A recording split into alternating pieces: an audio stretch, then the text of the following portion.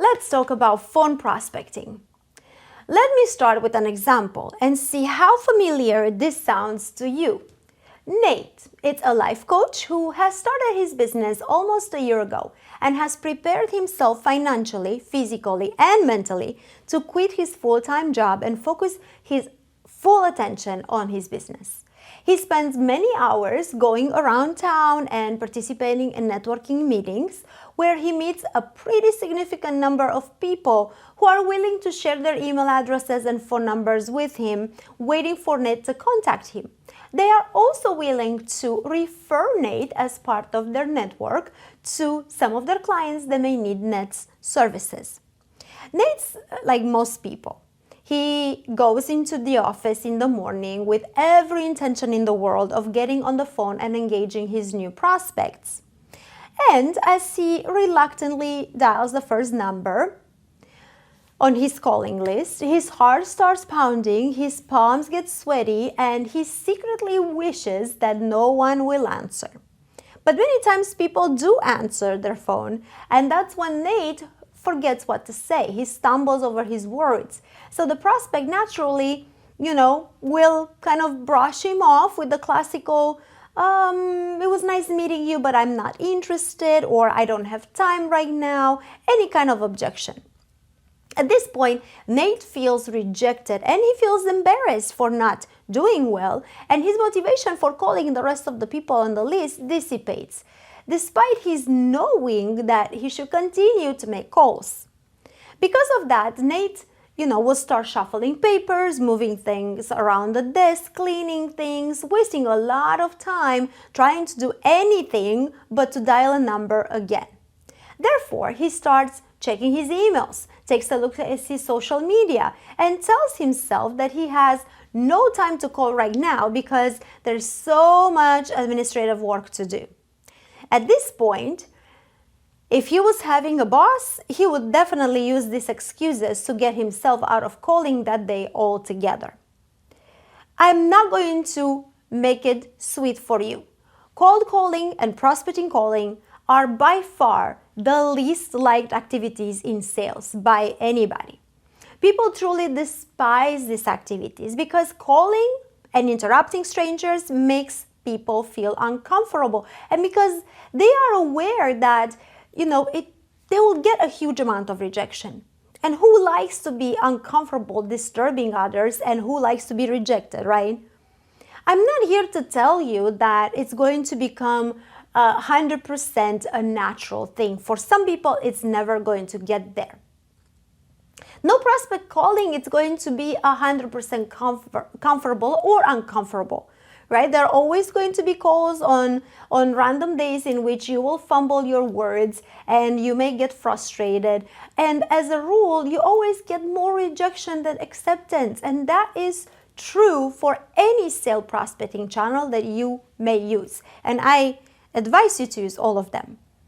But to be fair, this section is called the art of prospecting, not the art of closing the sale, because it takes more to prospecting than closing the sale. Prospecting is selling through communication, selling something, convincing something to take an action, persuading them to actually close the sale. But this time, the sale is not necessarily in money by making a purchase. The sale it's defined by those prospects agreeing to give you more time at a later day. So that is a sale in itself.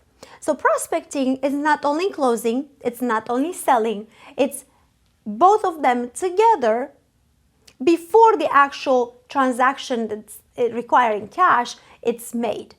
If you cannot do prospecting, you are not going to be able to actually get to closing a real sale, if I'm even calling it real for the right reasons, because in prospecting, when you persuade somebody to agree to a phone call or a face-to-face meeting at a later time, that is a successful sale in itself.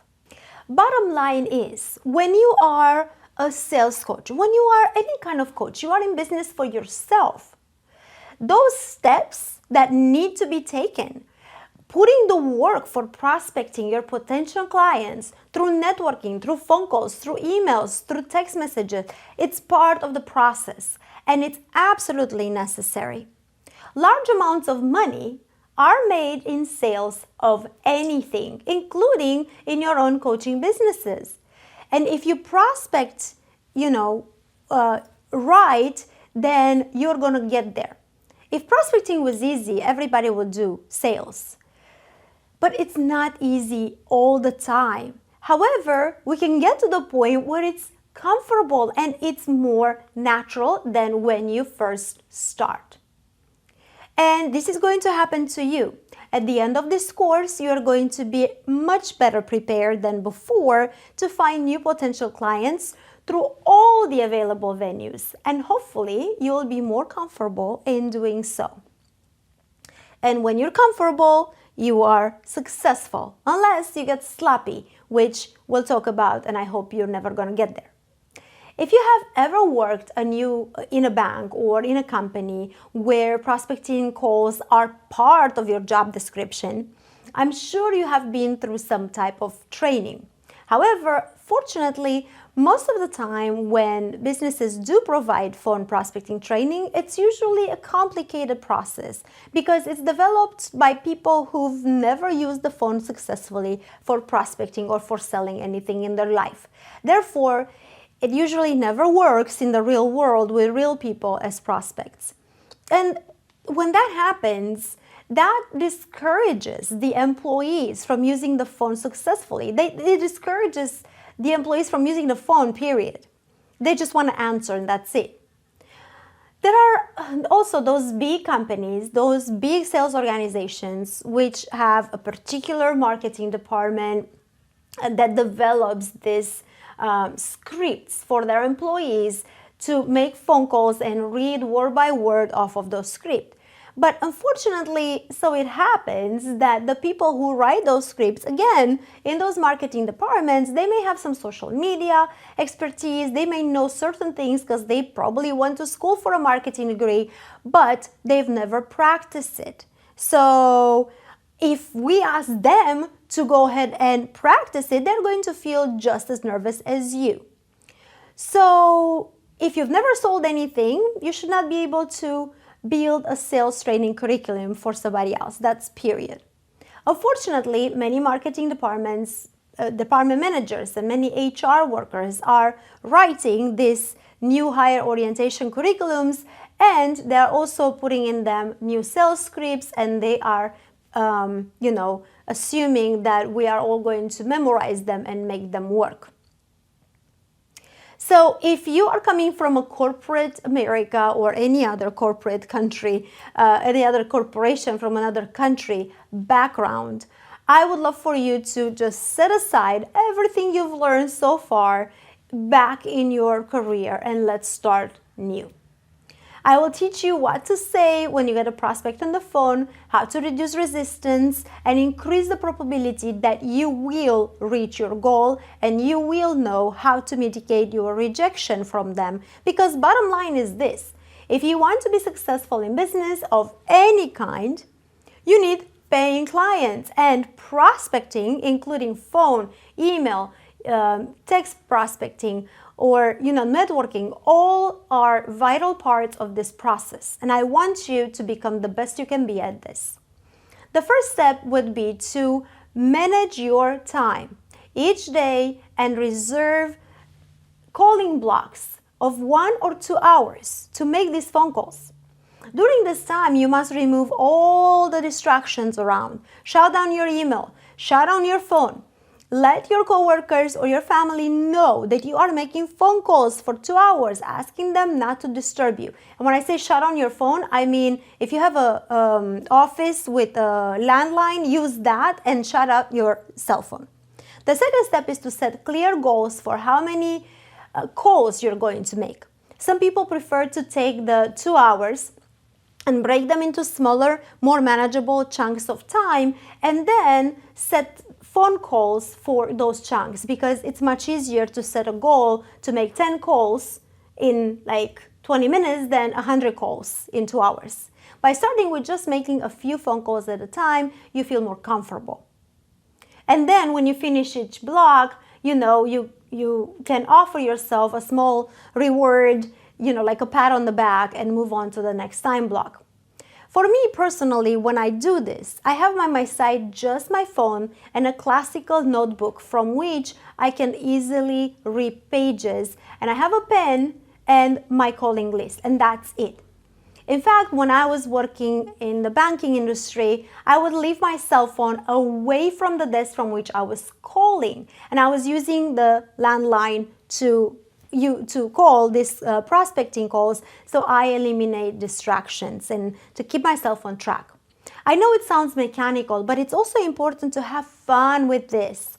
And I bet that because you are taking this course and you want to grow and learn, you are also a competitive, creative person like me. Very few people in business and sales are not like that. So the goal is to set up challenges for yourself to make it fun. As a banker, I would play the no game in competition, with the other bankers in our calling center, trying to see how many no's we would get from our prospecting list. So this may sound a little strange, but it was actually motivating, since we already knew that we're going to get more no's than yeses. But whatever type of game you can create for yourself, it will motivate you and challenge you to do better and stay on task. And also create this type of games for your trainees as well. So let's see what's next. Next, it's the mindset preparation, which should only take a few seconds. The purpose of efficient and effective phone calling is to get you to a yes, or to a no, or to a maybe, whatever it is, as fast as possible and in the least intrusive way for your prospect. And to do that, you have to use a relaxed, confident, and professional voice tone in order to reduce people's natural resistance. As I said before, when you pick up the phone and you call a prospect, or when you call a client to follow up, or when you call a referral from another client, or you get an inbound lead of a sale, you interrupt those people's day. And they will interrupt yours, right, when they call you. And in that case, you want to avoid making them feel irritated, angry, or resentful towards you and you towards them. If you were them and somebody will call you all of a sudden, how would you like the conversation to go? Would you like it to linger forever? I know I have busy days, so I would like whomever calls me to get to the point really quickly so I can go ahead and go back to whatever I was doing. Of course, there are also those exceptions to the rule, especially here in Florida, where there are many retired people who may enjoy talking to you for hours about the weather, the beach, and everything else. But most people are going to be like me, expecting you to get to the point fast. This is exactly why your call must be structured to make your point in 10 seconds or less and sound like an authentic professional, a human being rather than a scripted robot or a stereotyped salesperson that nobody likes. Of course, with practice and with repetition, you will create consistency, which in time will take the pressure off of you and off of your potential prospects too. Once your call it's done and somebody ends up answering on the other line, you must first get their attention. How do you do that? By using their name, followed next by identifying yourself and telling them the reason why you're calling. Next, you'll give them a cause. And finally, you'll ask for what you want from them. And after you will do that, you have to stay quiet and allow them to respond. Okay, so now let's see how it looks like when you want to set an appointment. So that's the reason, that's the goal for this call, right? Hello, Kate. My name is John Smith and I am with ABC Sales Coaching. The reason I'm calling is to set up an appointment with you because I just read an article online which said that your business is going to add 10 new sales positions over the next 6 months. Several local businesses in your industry are already using ABC Sales Coaching exclusively for sourcing sales candidates, and they're very happy with the results we are delivering. I thought the best place to start may be to schedule a short meeting together to learn about your sales practices, about your challenges and your goals. How about we meet Wednesday afternoon around 3 p.m.? Not too long, right? All this has to be delivered with ideally no stopping in between the words, because in the moment where you stopped, you lost control of the call. But you do want to stop and listen at the end, with the goal being to respect Kate's time by getting to the point fast and waiting for an answer. Let's look at another example, this time with the goal being to gather information from the prospect. Hello, Jennifer. This is John Smith with ABC Coaching. The reason I'm calling is I heard through my networking meeting that you are building a wellness facility in our area, and I want to learn more about your process for hiring coaches and consultants. I realize I'm calling a little early in the process. However, I found that when we get our team working with our clients before they make critical decisions about who to hire, you will have more clarity and options, which can often save a lot of money and peace of mind. Can you tell me how you make those decisions and when the selection process for your hiring will begin? Also, here is another example where the goal is to qualify the prospect and move it directly into a sales conversation. Hello, Jessica. This is John Smith from ABC Coaching. The reason I'm calling is you downloaded our course on creating more effective landing pages for business generating leads, and I'm interested to learn what triggered your interest. I work with several businesses who have been struggling to bring in enough quality leads to meet their growth objectives.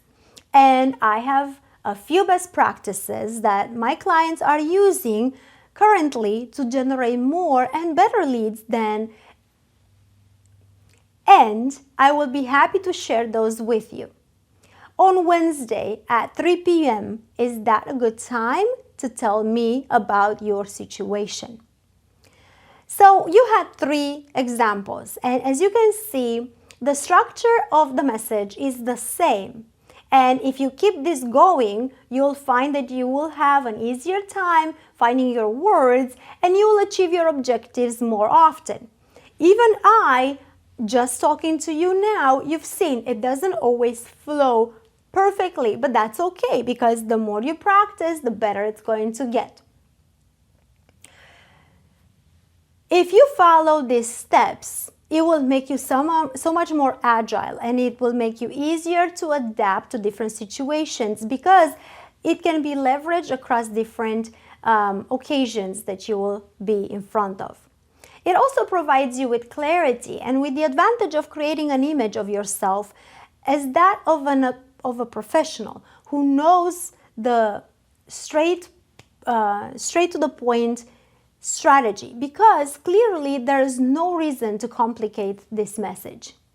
So now that we have our 3 examples, let's break down and follow the structure one step at a time so it makes it easier for you. First step was to get their attention, and how better to do that than to use their name?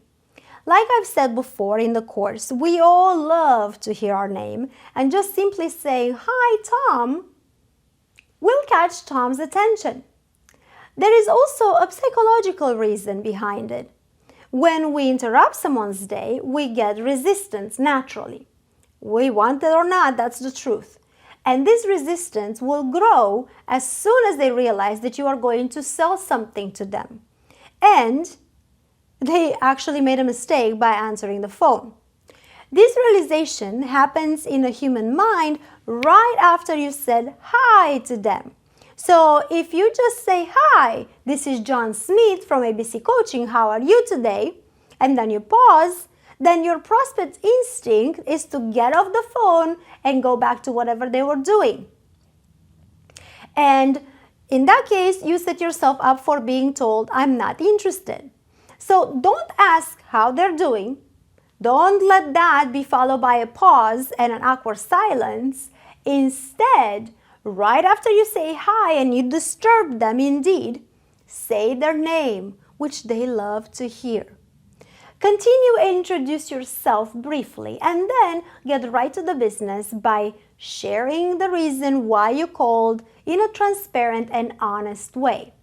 By telling them who you are and why you're calling, you reduce their stress and make them more comfortable by knowing what to expect. If you are truthful and you are transparent, they will recognize your professionalism and the fact that you treat them with respect by being honest. On top of that, giving them the big cause, like we've already talked about, will connect that bridge between what you want and what they should give and why they should give it to you. And be mindful of their time, like in my last example. A good method would be to use phrases and emotional words like in the example, I would like to learn more about you and your business, or I would like to share some insights that have helped other clients, or I would like to share some best practices. Or instead of saying I would like, you can say, please allow me. But whatever words you use, remember that the most important step in this message is to ask for what you want from them ultimately. Now that we know how to talk to them when they answer the phone, let's move to learn how to leave voice messages which will get returned. The fact is that no matter how good you become with your phone prospecting structures, and no matter how targeted your prospecting list is, or how well you time your phone calls, because most of your phone calls are still going to the voicemail.